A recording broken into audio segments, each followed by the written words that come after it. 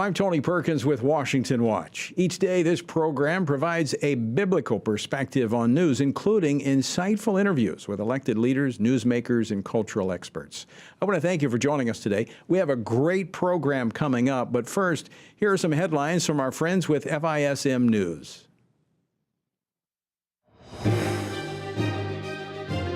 For FISM News, I'm Samuel Case with today's news update. It's Monday, September 11th, and here are your headlines. We're going to start with this. It was 22 years ago today that almost 3,000 Americans lost their lives in the 9/11 terror attacks. For more on today's anniversary, we go to FISM's Ian Patrick. Bells rang out at Ground Zero as people gathered at memorials, firehouses, and elsewhere to observe what is now the 22nd anniversary of the harrowing attack on the World Trade Center in New York City. The memory of those victims is being consistently preserved as Americans vow to never forget what happened that fateful day. Ahead of this year's anniversary, the New York City Fire Department added 43 names to its World Trade Center memorial wall. Meanwhile, authorities continue working to identify those who were lost. A breakthrough was made in this identification process just last week, as forensic analysis was able to confirm the identities of 2 more people last week. This is the first positive identification of victims from this tragedy since September of 2021. But the anniversary is also being marked with the completion of a new site said to help celebrate life and the resilience of New Yorkers and of the country. That statement is from Katie Camera, who is the executive director of the newly installed Perlman Performing Arts Center. Thanks so much for that report, Ian. And we have here at FISM News, of course, joined the country in honoring the memory of everyone who lost their lives on that fateful day. Meanwhile, it was a busy weekend for Joe Biden, the president visiting Vietnam yesterday. There he secured deals on both semiconductors and rare earth minerals, strengthening a supply chain that has proven vulnerable to changes in China's output and trade policy. During the visit, Vietnam also elevated the U.S. to its top diplomatic status, equal to that of both China and Russia. President Biden hailing the improved relationships in a press conference yesterday. This trip has been a historic moment. Today, we can trace a 50-year arc of progress in the relationship between our nations from conflict to normalization. This is a new elevated status that will be a force for prosperity and security in one of the most consequential regions in the world. But that press conference drew attention not only for the policy, but also for several stumbles and strange moments from the president, ultimately being cut off by an aide who appeared to end the press conference early. He may have a game plan. He just hasn't shared it with me. But I tell you what, I don't know about you, but I'm going to go to bed. Stability. We talked about making sure that the third world, the Southern Hemisphere had access to change it, had access. It wasn't confrontational at all. He came up Thank you, everybody. This ends the press conference. Thanks, everyone. Thank you. Now, Biden's visit to Vietnam immediately followed his time in New Delhi, India, where leaders from some of the world's largest economies gathered for the G20 summit. Climate change was a major focus. In fact, after the summit, Biden declared it a greater threat than nuclear war. The only existential threat humanity faces, even more frightening than a nuclear war, is global warming going above 1.5 degrees in the next 10 years. And we're in real trouble. There's no way back from that.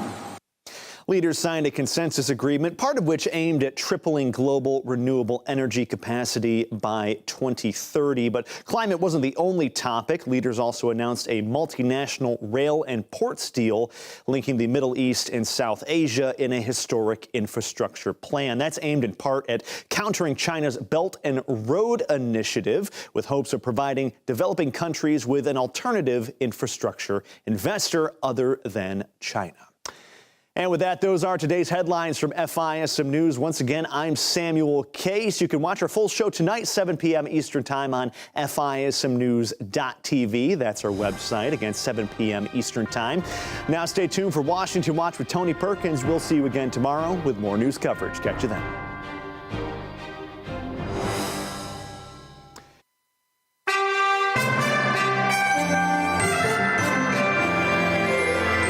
From the heart of our nation's capital, here's Family Research Council President Tony Perkins.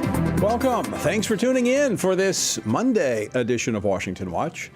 Well, on this day 22 years ago, terrorists targeted America on our own soil, resulting in the deaths of nearly 3,000 Americans. Despite 2 decades of fighting Islamic terrorists, the world is more dangerous and volatile today. America remains at risk as well because of the failed policies of the current administration. Whether it is their open borders or they're elevating their radical social policy above national security. This is why we must pray for our nation. We must vote for biblical values, and we must stand for truth, no matter what.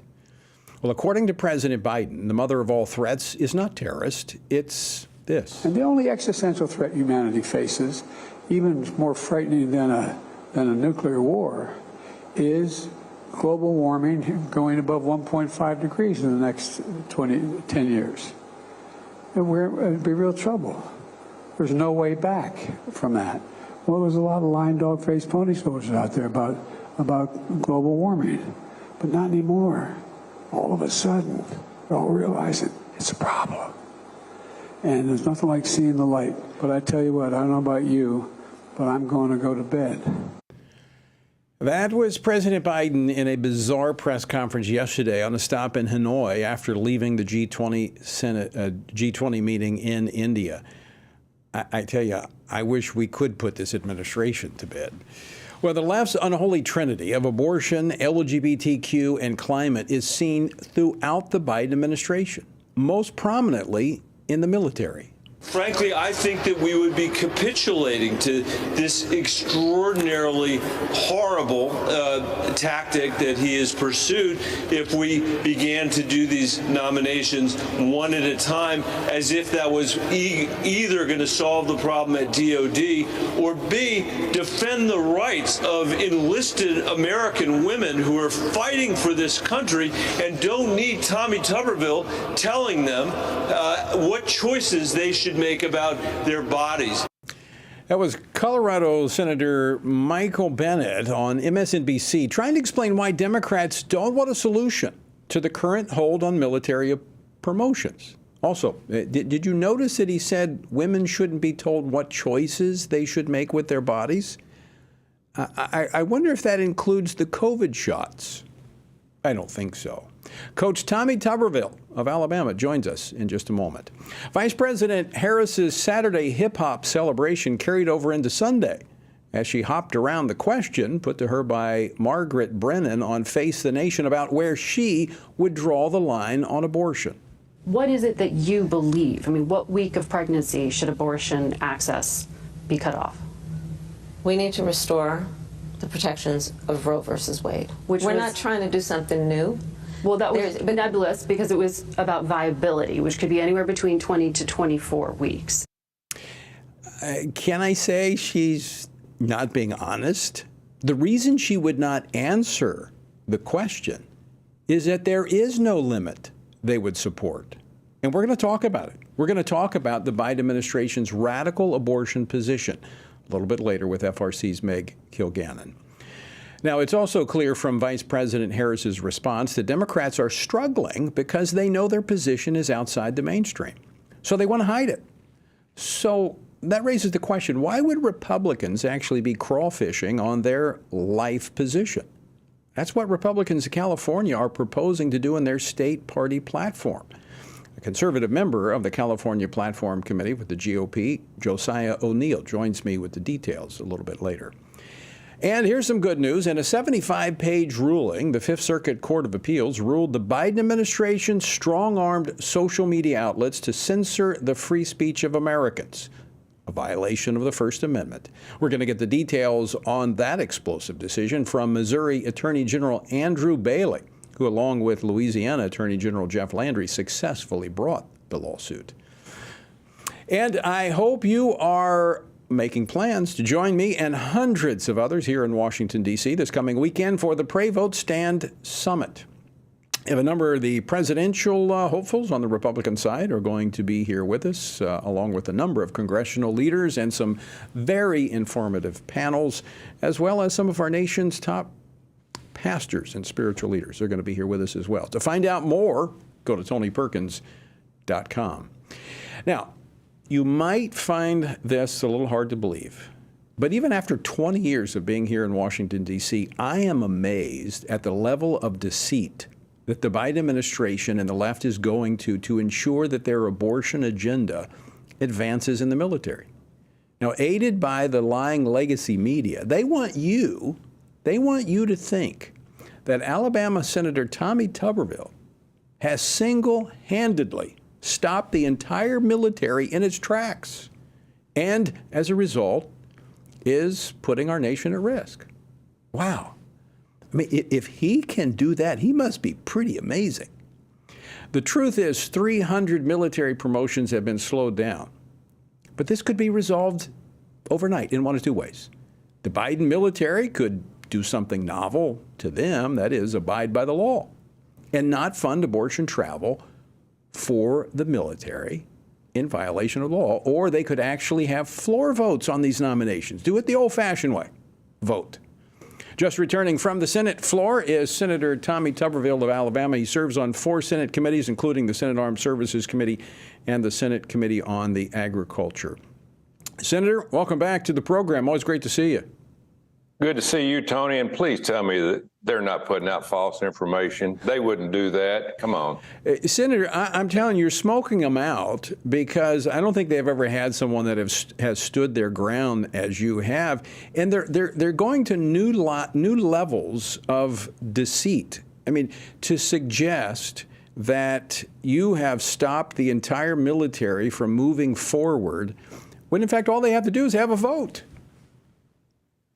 Yeah, they've tried to make it very confusing, Tony, and they've done a pretty good job of that. Even some Republicans, Congressman McCall was on Meet the Press yesterday, and I think he was a little confused about what we're doing. Said that we were holding back the nominations, and we're really not. We're just holding back all of them at one time.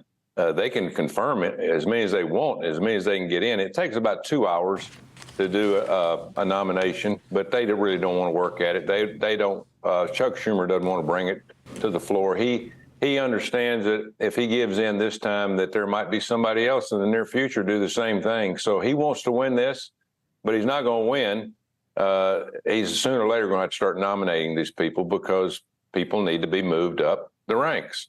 Now, let me just break this down, because you're right. There's been a lot of confusion, even as you said. Knowledgeable Republicans are kind of confused on this process because, let's be honest, the rules in the Senate are a little hard to follow. So a senator can simply say, look, I'm not going to give unanimous consent, meaning we're not all just going to kind of, nod our heads and say, yes, we want to make people vote on this. I mean, they have to go down to the Senate floor and vote. So we're hearing all this, that this is historic, that we've never done this before. That's not true. We've seen it before. But that we have service chiefs that are not being confirmed. Again, all they have to do is go down to the Senate floor and they can vote on them. They can vote on the chairman of the Joint Chiefs. They can vote on the Marine Corps service chief. It's real simple. Yeah, Tony, really, the military is the only situation that does groups at a time, not just one. If we do a federal judge or circuit judge or somebody that needs a nomination like Secretary of State or any of the cabinet members, it's just done one at a time. So you can put a hold on it all you want, but they can still run it through. But the military is the only one that does groups of them at a time, 10, 30, 50, 100, 150. Now we're up to 300. This is the first time it's been this high. But that's the reason you can put a hold on it. But again, it's just for the full amount at one time. They can do one at a time, as many as they want during the day. They probably could do 7 or 8 in a day. But Chuck Schumer now he's playing hardball. He says that we've got a Joint Chiefs of Staff chairman that needs to be confirmed. General Milley, who is in that position now, goes out at the end of September. And General Milley went through a single nomination confirmation, just like they all have. But Senator Schumer says, no, we're not going to do it this time. We're just going to throw the Joint Chiefs of Staff chairman in with the 300, and we're just going to put pressure on Coach, and it's not going to work. It's just, I don't care who it is. They don't need to be approved as a group. So they're trying to blitz you, but you're staying in the pocket.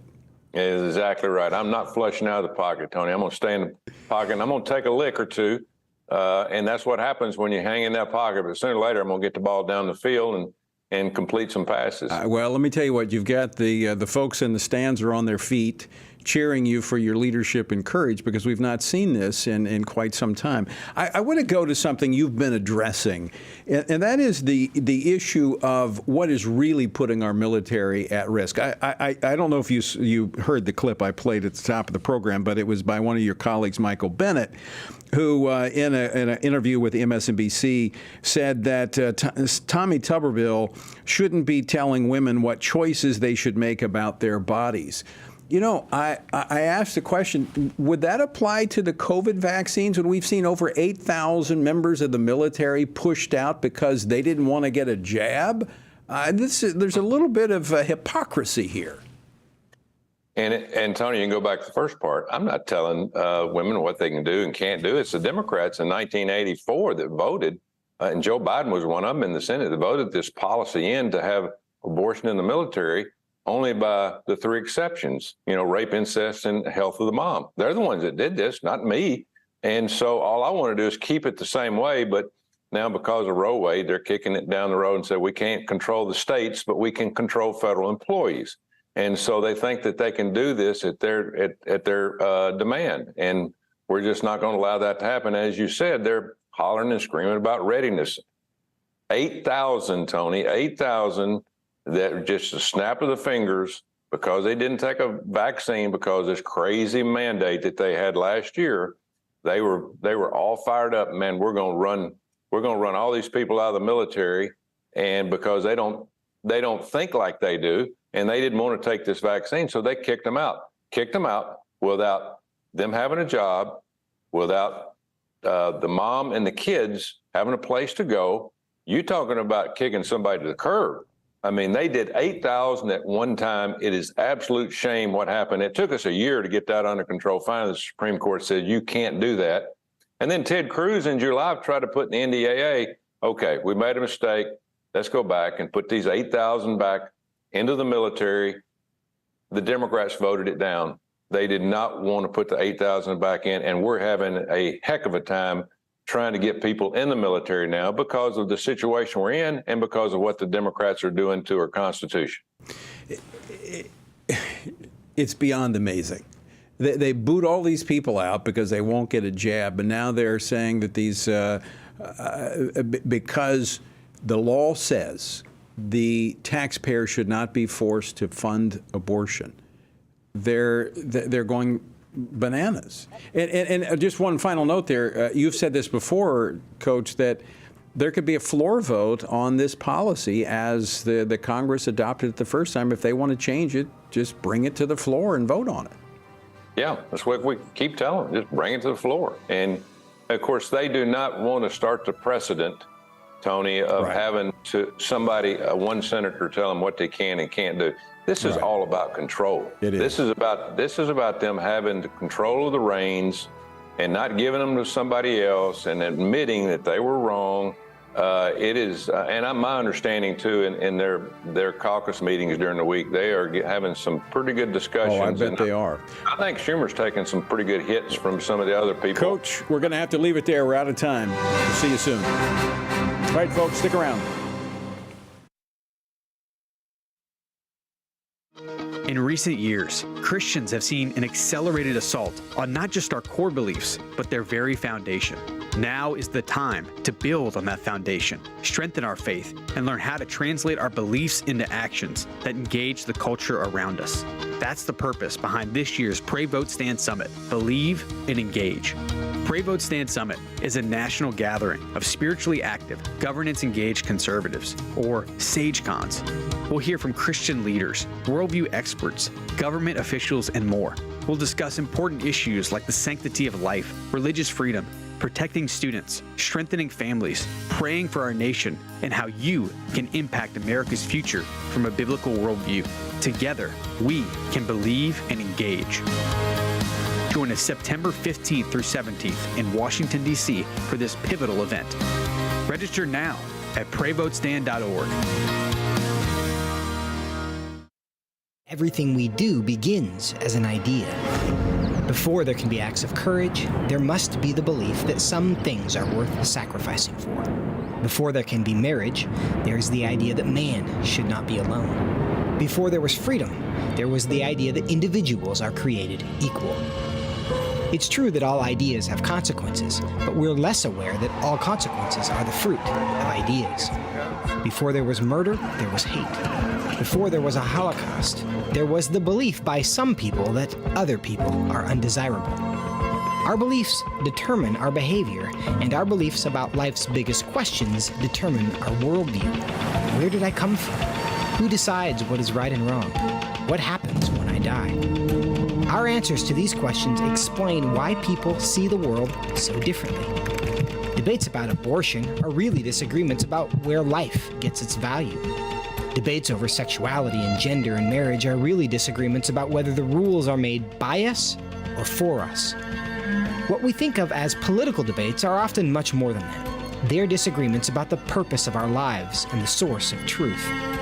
As Christians, our goal must be to think biblically about everything.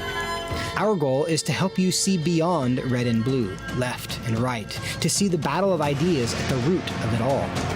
Our goal is to equip Christians with a biblical worldview and help them advance and defend the faith in their families, communities, and the public square. Cultural renewal doesn't begin with campaigns and elections. It begins with individuals turning from lies to truth. But that won't happen if people can't recognize a lie and don't believe truth exists. We want to help you see the spiritual war behind the political war, the truth claims behind the press release, and the forest from the trees.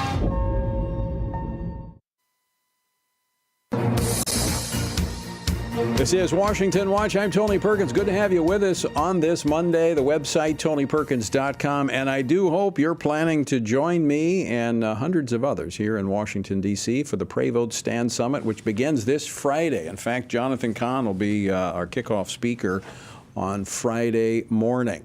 And the bookend to Friday will be Donald Trump. He'll be speaking Friday night, right after, a little bit after we hear from Florida Governor Ron DeSantis. And earlier in the afternoon, we're going to hear from Mike Pence, former vice president. So we got a great lineup. Check it out. Go to TonyPerkins.com. All right, so the left continues to claim that Republicans are misleading the public on where Democrats stand on the life issue by saying that they support abortion up until birth. Well, last month, former White House Press Secretary Jen Psaki was called out for her claim that no one supports abortion up until birth, a claim that she has doubled down on. But when asked, Democrats refused to say where they will draw the line on abortion, instead pointing to Roe v. Wade as their gold standard. Out in New Mexico, for example, the governor there says it shouldn't be nailed down to a week because it should be a private matter between a woman and her doctor. There shouldn't be a precise number put on that. Is that what you believe as well? I believe that we should put the protections of Roe v. Wade into law, and the way that will happen is if we have a United States Congress who, regardless of their personal view for themselves or their family, would agree that the women of America should be trusted to make decisions about their life and their body based on what they know to be in their best interest. It's that simple. Well, if it's that simple, why don't you answer the question? It's because they are lying. Joining me now to shed some light on this lie is Meg Kilgannon, Senior Fellow for Education Studies here at the Family Research Council. She served in the U.S. Department of Education during the Trump administration. All right, were those words too harsh? I think that's pretty accurate. Well, look, she says we're not doing anything new here. Mm-hmm. We're simply going back to what we had before Roe. That's not true. Right. Well, she was doing a lot of work in that clip, right? She's giving out all of the Christian Catholic politicians who are personally pro-life, right, the right to vote pro-choice, right? And then she's talking about codifying Roe or not codifying Roe, just going back to the protections. I mean, she's not even really committing to codifying Roe, right? But we know that's what they want because they've introduced the Women's Health Protection Act. Nancy Pelosi put it in. That's what they want, and they're saying, well, we're just going to put Roe into law, but it goes much further than that. The Women's Health Protection Act does go much further than that, and I think that they are hitting on a nerve because America is trained to sort of be comfortable with Roe in general terms. The pro-choice community is, right? And so when they keep going back to that language around Roe, it allows them to be completely vague and supportive of a woman's right to whatever, when we need to be more specific. Well, she's a lawyer. She knows that words matter. Actually, what we had before the Dobbs case is that we didn't have just Roe, we had Planned Parenthood versus Casey, which limited Roe, or actually allowed states to limit Roe. But what they're proposing is actually going back to Roe, which leapfrogs over Casey and goes back to where you have a national all-out abortion policy up until birth. Correct. And that's why she doesn't want to be specific about it, right? She's willing to talk about Roe in general terms because it polls well. They don't know what it is. People don't know what it is, right? They don't understand the gradual chipping away that the pro-life movement was so dedicatedly doing. And, you're for killing people or you're for not killing people. If they do what she's proposing, the Women's Health Protection Act will make it more challenging to pass any type of law protecting the unborn. In fact, all of the state laws that are out there today would be nullified. Parental notification, the ultrasound laws. I mean, some very basic stuff that people actually agree in, where you've got 70% agreement. Those would be gone. Right. And important protections for women's health. I mean, abortion is very dangerous to women's health, in point of fact. And if it's going to happen, it needs to be very controlled. And so when they do something like the Women's Health Protection Act, they're rolling back all kinds of good regulations of this quote-unquote medical procedure that we really need for safety. I want to go, I actually zeroed in this earlier about something that Senator Bennett said, and she does the same thing here. The vice president says, regardless of their personal view for themselves and their family, we would agree that the women of America should be trusted to make decisions about their life and their body based on what they know to be in their best interest. It's that simple. Would that include the COVID shot? Well, it certainly doesn't include the vote for the female child in the womb, does it? Or the male child in the womb, right? I mean, the duplicity and the hypocrisy here is stunning. Well, that seems to be one of their major features these days.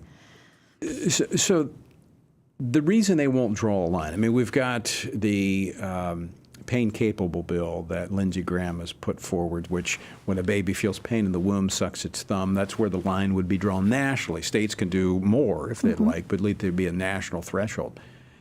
Democrats will not say 25 weeks, 30 weeks. They won't give a week. They won't commit. They won't commit to any limits on abortion, right? Which is the logical, the logic of Roe, right? Is no limit. No limit. So that does mean abortion until birth, right? Yeah. It absolutely does include late-term abortion for them. Otherwise, they would say, well, we don't think past this point. But also, I think they realize they are vulnerable on this. That's why they don't want to be specific. No, that's exactly right. Because I mean, you've got 70% of the public, 65% of the public supportive of when a baby feels pain and draw the line there. Sure. And it would be great if it was even earlier than that. Well, and the state should continue to do that, but at least having some threshold at the national level. But I'm with you. It should be from the moment of conception, in my view. Right. I've always advocated for that. Meg Kilgannon, always great to see you. It's great to see you. All right, folks, stick around because, believe it or not, Republicans are retreating. They're crawfishing, as we say in Louisiana, walking backwards on the life issue when they should be moving forward. That's next. Don't go away.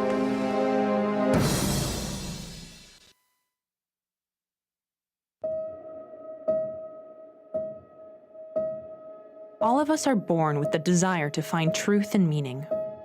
Where did I come from? What happens when I die? While our answers to these questions may divide us, we are united in our need for the freedom to answer life's biggest questions and make life's biggest decisions for ourselves. That's why religious freedom matters for everyone. Religious freedom matters because the powerful have long wanted to control those who are less powerful. Religious freedom matters because the freedom of those who are different is often threatened by those who believe different is dangerous. Leah Sheribu, a Christian teenager in Nigeria, remains a captive of Boko Haram for her refusal to renounce her Christian faith. Chinese pastor Wang Yi is serving a 9-year sentence for speaking publicly against the Chinese government. All of this because people in power decided different is dangerous. At the Center for Religious Liberty at Family Research Council, we promote religious freedom for everyone because the only alternative is religious freedom for no one. We encourage Americans and the American government to engage and advocate for the persecuted, and they do. We work every day to bring good news to the afflicted, to proclaim liberty to captives and freedom to prisoners. We do it because that's what Jesus does. We work to give freedom to others because we ourselves have been set free.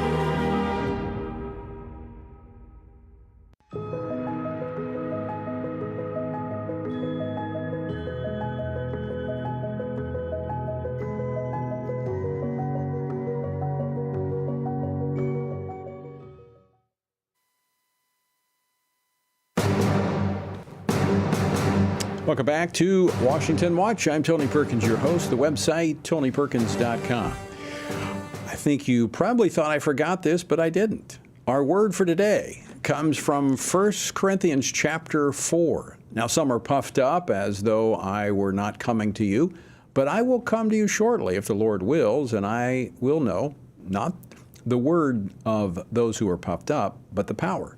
For the kingdom of God is not in word, but in power. Paul wrote to the Corinthian believers who were more influenced by the surrounding culture than they were influencing it. These wealthy and educated believers were arrogant and basically thought they knew it all. Enough with words, Paul says. I want the evidence. The kingdom of God is more than bloviating. It results in transformative action.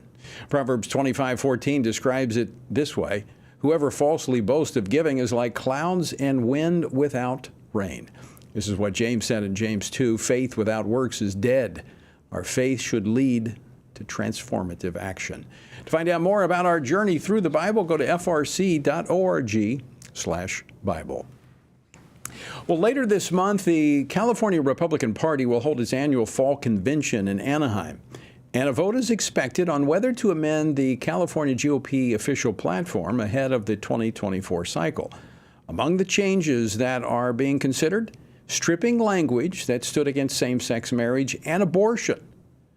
Is this really a direction that the California GOP wants to head in, even in a state like theirs? I mean, the Democrats are on the run on the life issue, but here, once again, Republicans snatching victory from taking it away, losing it. Well, joining me now to discuss this is Josiah O'Neill, a member of the California Republican Party Platform Committee. Josiah, welcome back to Washington Watch. Great to see you. Hi, Tony. Thanks for having me on. All right. So can you tell us what is known so far about what's being proposed in terms of changes to the platform? Absolutely. Well, first of all, let me just give you the opposition's perspective. After a lot of digging, this is what I came up with. In a recent email that went out to all the delegates, a collection of 3 former assembly candidates put this statement out. They believed that the traditional perspective, essentially, on marriage and pro-life issues were, quote, shackling them to a lengthy, error-ridden word salad that the old platform has become. In another line, they said that the platform, as proposed to be amended, strips away, quote, outdated and illegal concepts, I'm assuming referring to marriage between a man and a woman, and poses a positive vision for a brighter and better California. So if you're wondering, that's what we're up against here as conservatives in the state. That is not from some far left organization, but from our own Republican Party. And that's where we stand as of now. I mean, let's just take the life issue for a moment, because, I mean, in the language in the platform on life, it was fairly extensive. We support a comprehensive ban on all human cloning. We support adoption as an alternative to abortion. We believe that the question of abortion is a matter that should be left to the people through their elected representatives, not usurped by the United States Supreme Court, and on and on. I mean, this is language very similar to what we see at the national level. The point is these platforms actually matter. About 80% of the time, the elected officials actually abide by those. How intense of a fight is this going to be there in California over this platform? Well, Tony, I got to tell you, it's already escalated to the point of conflict. At the drafting committee, their physical tension broke out. The police had to be called over protesters who became unruly over this very issue. I mean, the truth is that the party has continually shown a disdain for the average voter. They're very distant from the political climate. They're not in touch with what conservatives want in California. What they're really doing is acquiescing the left's progressive agenda. And there's no further proof or greater proof than this recommended change. I mean, essentially what they've tried to smooth over as not a big deal is their explicit okay, we could say, to both redefining what marriage is from a Christian Judaic value, as well as easing up on our perspective on abortion. And if you look at the proposed, and of course, this is subject to change as the language has changed several times, but as of today, this is the latest proposal on right to life, that they want to see the numbers of abortions reduced. That's what the platform now says. I mean, this, of course, a drastic change. It sounds like, what Hillary Clinton and Bill Clinton used to say. I mean, what I see in this proposed language is, this is Biden and Kamala light. I mean, this is what the Democratic Party stands for, just a little bit less. So what can people do to weigh in? Well, how can they help you? You're on the platform committee. What can people do that are in the Republican Party that want to see the party stay true to those core values? Honestly, it's a hard subject to tackle. A lot of us right now here in the state are trying to figure out how to deal with this. We're already at war with progressive Marxists here over our children and parental rights in schools. As you may have noticed today, California actually passed the gender affirming requirement in custody here, which means if you're a parent and you don't support transgendering your child, the judge has to lean on giving it to the parent that does. So amidst all of this, now we have to fight our own people. I would just say that obviously the convention is a time for delegates to speak up. I will be there as a member of the platform committee, but also just as a concerned delegate. Let me share our fear is that a great majority of Republicans view this as a final straw that breaks the camel's back. If the party goes through with this egregious insult to both our values and our conservative way of life, I fear that they will lose the only 25% of Californians that are even registered to vote as Republicans in this state. I agree. And then where do they stand? Josiah, we're going to have to leave it there, but we're going to follow up with you as this continues to unfold. Thanks so much for being in the fight. All right, folks, stick with us. We're coming back with more Washington Watch, some good news out of the Fifth Circuit Court of Appeals. That's next.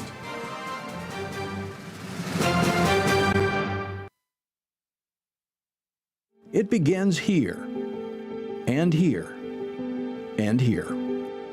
Every day. Before you stand, you need solid ground. Standing in a culture that wants you to surrender the truth won't work unless you have a firm foundation. At Family Research Council, we have that firm foundation, and you can find us standing. We stand for the value of all human life. We stand for the right of families to flourish. And every day we stand for your freedom to believe and to live out those beliefs both at home and abroad. We work with government officials, educating them on the issues from a biblical worldview. And when necessary, we hold them accountable. We equip Christians across America to be informed and to take action in their communities. With our daily radio program, television appearances, and vast online presence, we reach people where they are. We envision an America where all human life is valued, families flourish, and religious liberty thrives. And that won't be realized if we're not standing. Stand for faith. Stand for family. Stand for freedom. Stand with us at FRC.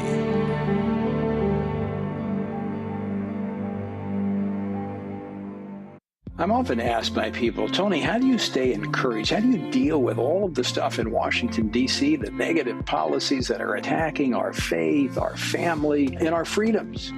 Well, you want me to let you in on the secret? It's called the Word of God.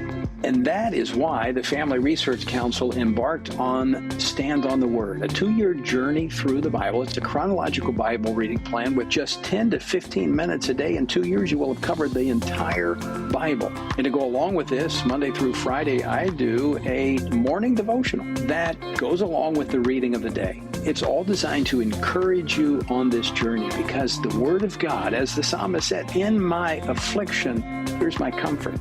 Your Word gives me life.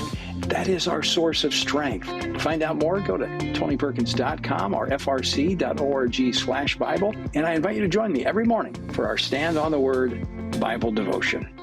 This fall, believers from across America will gather in our nation's capital. We'll hear from government leaders, policy experts, and leading Christian voices, learning how we can engage in government at every level, from local school boards to state legislatures to Congress and even the White House, to win back the soul of our nation.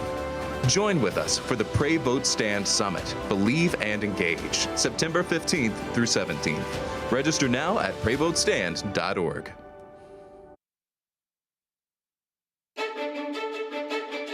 FRC celebrating 40 years with Ambassador Sam Brownback. FRC is a unique institution. I see that FRC's role going forward becomes even more important because the culture has moved so aggressively against a traditional set of values. And we're not talking about imposing values on anybody. We're talking about allowing people to practice values. And that's what FRC has stood for. That's what it's standing for. That's what it will stand for in the future, and why its role is just so critical. Well, we certainly appreciate Sam Brownback, who has been a great defender of religious freedom, both domestically and in our foreign policy. In fact, I've known Sam. He was one of the first, I think, probably one of the first folks I met here in Washington, D.C. about 25 years ago. He's been a great friend ever since. But those topics are topics that will be addressed this coming weekend at the Pray, Vote, Stand Summit. We'll be celebrating 40 years of standing for faith, family, and freedom. Registration is still open, and there's still some room. So I encourage you to go ahead and register and be a part of this exciting event coming up this weekend, Friday and Saturday. Go to prayvotestand.org for details and to register. As we've seen the past few weeks, the Biden administration has been preparing its response to the election variant of COVID. Yes, it's so convenient how COVID just kind of started popping up again now that we're moving into a major election cycle. It's what I call the election variant. They're also reaching for the same tools that they've previously relied on: masking, jabs, social distancing, and censorship. We are in regular touch with these social media platforms, and those engagements typically happen through members of our senior staff, but also members of our COVID-19 team. Given, as Dr. Murthy conveyed, this is a big issue of misinformation, specifically on the pandemic.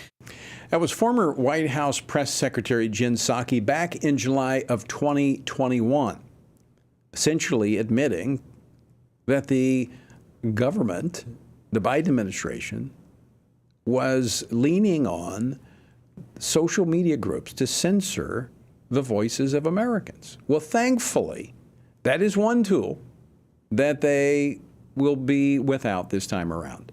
On Friday, the U.S. Fifth Circuit Court of Appeals said the Biden administration ran afoul of the First Amendment.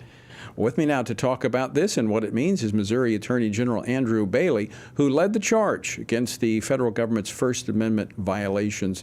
General Bailey, welcome back to Washington Watch. Thank you so much for having me on. So let's get into this. Now, you, along with the Attorney General in Louisiana, Jeff Landry, brought this suit to against the Biden administration. Give us just a little bit of history before we go into the outcome of Friday's opinion. This is all about protecting our constitutional right to free speech. You know, I believe, like the founders, that the rights codified in the Bill of Rights come from God, not man. The purpose of the Constitution is to protect us from the government. The purpose of the First Amendment right to free speech is to invite dissent into free, fair, open debate, a marketplace of free ideas where we can disagree with the government. But what President Biden has done is to coerce and collude with big tech social media to silence American voices in violation of the First Amendment right to free speech. The evidence that we've uncovered, 20,000 pages of documents, numerous depositions, led to a preliminary injunction that was obtained on the 4th of July. We've got to build a wall of separation between tech and state. This preliminary injunction is the first brick in that wall laid in celebration of our nation's independence. And so proud of the work that Missouri and Louisiana have done to restore the First Amendment right to free speech in the legacy of freedom that we've enjoyed, that's been passed down by previous generations. The Department of Justice is committed to future violations of our right to free speech. They are dedicated to their vast censorship enterprise. And so they appealed that preliminary injunction granted by the district court. And we were at the Fifth Circuit Court of Appeals where we argued that injunction should stand. Department of Justice disagreed. Luckily, the three-judge panel at the Fifth Circuit Court of Appeals agreed with our side. And within 10 days, that nationwide injunction will go into place unless the Department of Justice appeals to the United States Supreme Court. We've uncovered the worst First Amendment violations in this nation's history, but we're not going to let Joe Biden destroy free speech in America. Yeah, I want to go to the next steps here in just a moment to what this court case may lead to, or this decision. But I want to go back. You know, I played that clip of Jen Psaki saying that, the administration was talking to social media platforms. And I remember watching that press conference or that daily press briefing. She talked about Facebook. So we see just a little bit, but that's enough. That was enough to raise, concerns, suspicions for most of us. But because you had a court order, you were able to depose those within the Biden administration and actually find that those types of comments were just the tip of the iceberg. Tell our viewers a little bit about what you found when you were able to depose these individuals in those 20,000 pages of information. Well, again, we've uncovered a relationship of coercion and collusion. I think Jen Psaki undersells exactly what was going on. It wasn't that they were coordinating or communicating with big tech social media. They were demanding censorship and obtaining that censorship. There were both explicit and implicit threats made to big tech if they didn't acquiesce to the demands of White House officials and to officials at the Department of Justice. This goes beyond just the White House. Now, we do have email traffic from the White House to big tech social media in March, April, and May of 2021. Where Rob Flaherty at the White House Communications Office says the demands are coming from the very top levels of the White House. But we've also got evidence that it's spread across a spectrum of bureaucratic agencies, and the censorship enterprise grew so quickly and so in such scale that the federal government had to design a new bureaucratic apparatus to manage it. And certainly that's what the court found based on the evidence we put on at the trial court and what was affirmed at the Fifth Circuit Court of Appeals. This was a vast censorship enterprise orchestrated by the White House on a magnitude unheard of in America's history. Now, think about that for a minute.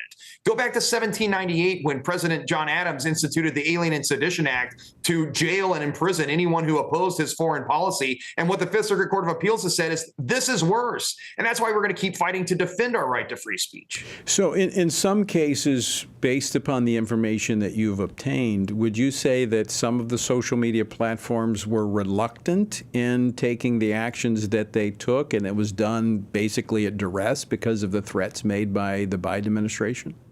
Yeah, absolutely. There were both explicit and implicit threats made. We know that the court has identified that there was always a silent or else. Do what the White House says or else. And that the White House and the FBI relied on the inherent authority of their offices and the FBI as a law enforcement agency to achieve this censorship. I would also point out that the court found that big tech changed their terms of service, changed their algorithms at the demand of the White House and the Department of Justice. So this is censorship at its very worst. This is exactly why we have the First Amendment. And, you know, the big tech marketplace acts differently because the Section 230 of the Communications Decency Act has been misinterpreted by the courts to create this oligarchic monopoly that's easier for the federal government to have control over. And that's what makes it so dangerous and pernicious. All right, so what's next? They have 10 days. This injunction goes in place across the nation unless they appeal to the Supreme Court. What do you think will happen next year?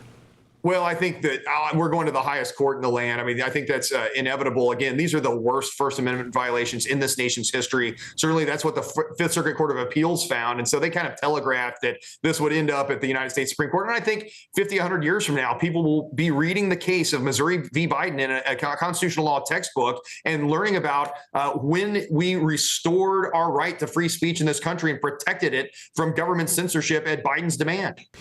So let's say this goes to the Supreme Court and they uphold the Fifth Circuit ruling here. Will anyone be held accountable? I mean, this was damaging to the country. People were censored. People lost their jobs. There was so much that happened. Will anybody be held accountable? Absolutely. We're going to root out this vast censorship enterprise and hold wrongdoers accountable. We now have the power of contempt under the court proceeding to hold wrongdoers accountable. I think Congress needs to look at appointing an inspector general, and we got to keep building that wall of separation between tech and state. But you're absolutely right. Look, the harm wasn't frozen in time. The harm wasn't just a few people who were deplatformed or de-emphasized or whose posts were taken down during COVID. The harm is ongoing, and that's exactly what the Fifth Circuit found. There's a chilling effect on speech where now people are self-censoring.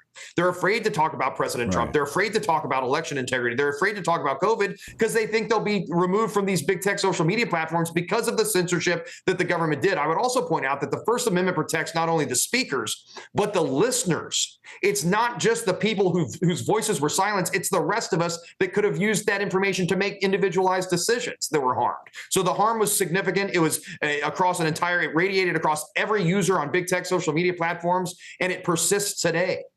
So what will be the practical outcome of this? Number one, for free speech, if this, as you said, you feel pretty confident it's going to the Supreme Court, but the evidence seems to be pretty overwhelming that they violated the First Amendment. Let's just say they go with the Fifth Circuit. What will be the practical outcome here going forward? Well, that we need a permanent nationwide injunction to, again, build the wall of separation between tech and state to prevent the federal government from silencing American voices on big tech social media platforms. And we've only done preliminary discovery to get a preliminary injunction. Like you said, we've only begun to scratch the surface. We've got to continue to root out this vast censorship enterprise and put a stop to it. And the time is of the essence. I mean, the clock is running here because we're moving into an election cycle. And in court on May 26th, when the Department of Justice, Biden's attorneys were asked by the judge whether or not it would be a violation of the First Amendment for the Department of Justice to censor an American citizen questioning the integrity of an election, the Department of Justice was non-committal. They are dedicated to future violations of the First Amendment. So that wall of separation between tech and state is vital now more than ever. COVID was the Trojan horse that got the enemy behind the wall. Yeah, you're absolutely right, because there's so much more going on here. So, General Bailey, let's say this injunction is in place and you have more violations in the future. Who can take action then to hold the government accountable to the provisions of the injunction? Well, we'll go to court and hold individuals accountable and ask that they be held in contempt and jailed if necessary. I mean, that's absolutely critical. But I would also point out that Congress has a role to play here. You know, there have been congressional hearings on the weaponization of government and on the government's response to COVID that have both made the same findings that the court has made in our lawsuit. So that's two branches of government finding that the executive branch has violated the First Amendment. And so I think Congress's role is to appoint an inspector general to monitor compliance with the court order and to ensure that federal officials in the executive branch aren't violating our First Amendment rights. And that's the best remedy they can provide. Mine's the lawsuit and the power of contempt as provided by the courts. I mean, this is as you said, this is a really big deal, because if we don't have free speech in this country, or we have it, but we're afraid to use it because we might lose it, then we don't have it. We have to be free to speak our minds, even if it runs counter to the, the predominant thinking of Washington, D.C. It's critical. Well, and that's exactly the problem with the censorship campaign orchestrated by the federal government under Biden's demand. They targeted one viewpoint. This wasn't targeting misinformation. Every piece of information that they censored ended up being truthful, and it was entirely stilted towards conservatives. They only silenced voices in opposition. That is a clear betrayal of our trust and values and a violation of the First Amendment right to free speech. Would individuals, once this is fully adjudicated and it's proven that they did violate First Amendment rights, and if there's evidence out there for particular individuals, will they be able to take private action against government officials? I think so. And at the end of the day, I would submit that we have proven it. I mean, again, we went to court on May 26 and had to put on evidence to justify the nationwide injunction, the preliminary injunction. The court believed the evidence, issued that injunction, and it's now been reviewed and affirmed by the Court of Appeals. So we've proven that we're likely to succeed on the merits, and we can establish that there's been individuals who have been harmed. Again, the magnitude of the harm radiates across every single user of big tech social media, not just those that were individually censored, but those that were deprived of necessary information. That sounds like a class action suit to me. Yeah, absolutely. I mean, again, we're proud in the state of Missouri to have partnered with like-minded Attorney General Jeff Landry in Louisiana and private plaintiffs as well. But I think that we've only begun to scratch the surface. And as we get more evidence, I think that the magnitude of the violations, Biden's violations of the First Amendment, will only become more clear and more apparent. Well, thank you for fighting that fight. And General Belly, you're actually going to be with us this coming weekend at the Pray Vote Stand Summit, talking about something else you've been working on there in the state of Missouri. Give our viewers and listeners just a taste of what you're going to be talking about. Well, so humbled at the opportunity to attend the event and to speak. At the end of the day, I want Missouri to be the safest state in the nation for children. And here in Missouri, we've taken a firm stand against gender mutilation, against child sterilization in the name of transgenderism. And so proud of the work that we've done, both investigating these pediatric clinics, putting a stop to it, and supporting our legislative efforts to ban it in statute. And we're the first state in the nation to have successfully defended a state statute prohibiting these kinds of procedures at the trial court level. So proud of the work we've done to make Missouri the safest state in the nation for children. Well, and you've done an outstanding job on that front as well. And we look forward to having you as a part of this year's Pray Vote Stand Summit. So I'll see you this coming weekend. Thanks so much for joining us. Thank you. Looking forward to seeing you soon. All right, General Andrew Bailey of Missouri. This is quite significant. It does give you hope that, there are courts you can still go to and justice can prevail. And as he said, this is likely going all the way to the Supreme Court. But I'm hopeful that maybe some of the trial lawyers out there who don't always see things eye to eye with us might see dollar signs here and go after those who violated the First Amendment. I think that would be big, really big. All right, folks, we're out of time for today. Thanks so much for joining us. I do want to encourage you to make plans now to join us for the Pray Vote Stand Summit. It's going to be a great weekend. Go to prayvotestand.org. You can find all the speakers that will be with us and a number of breakout sessions. So it's not just sitting there listening. It is engaging. We want you to engage. We want you to go home ready to make a difference. All right. Tune in again tomorrow for more Washington Watch. Until then, I leave you once again with the encouraging words of the Apostle Paul found in Ephesians 6, where he says, "You've done everything you can do when you've prayed, when you've prepared, and when you've taken your stand. By all means, keep standing."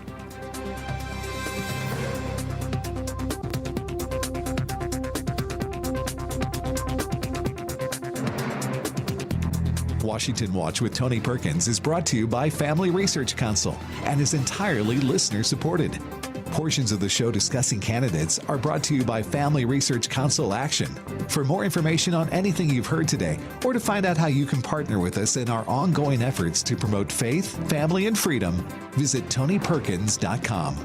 Also, to leave a comment about Washington Watch, call our watch line at 1-866-372-7234.